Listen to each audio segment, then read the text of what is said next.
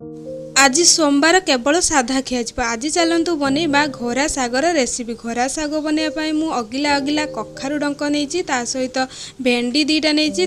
कखारु फूल नहीं बसीगली बछाबुची करने कहीं कखारु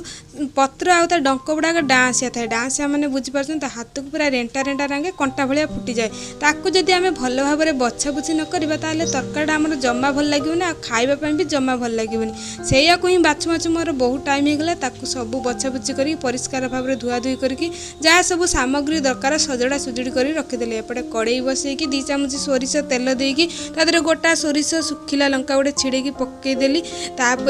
रसुण आ गोटे कंचा लंका को छेचिकी पकई देती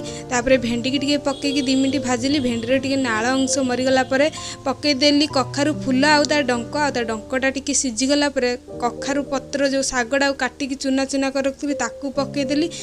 नड़िया को कुरी रखी ताकू पकईकी टी लुण पकईकी घोड़े देली सागटा आमर 50% पूरा सीझीगला एपटे मसूर डाली आलू को हलदी लुण देकी सीझेकी रखी ढालीदेली ढाली देकी एमती चामची मध्यम सबू मिसई चलली घोरी चलली जमी सबू आमर परफेक्ट बढ़िया सुंदर माने मिसीज पूरा लहुणी भाया देखा लास्ट टी जीरा गुंड पकईकी ओल्लै आनी आ रेडी होगला आमर घोरा साग गरम भात सहित माने उषुना भात सहित घोरा साग आज खाइबाटा जमीगला आपण मैंने घोरा साग खाती कि नहीं कमेंट रे कहती जदि न खाई एमती थे ट्राए करूँ आ वीडियो भल लगे लाइक शेयर सब्सक्राइब कर दिखाँ। जय जगन्नाथ।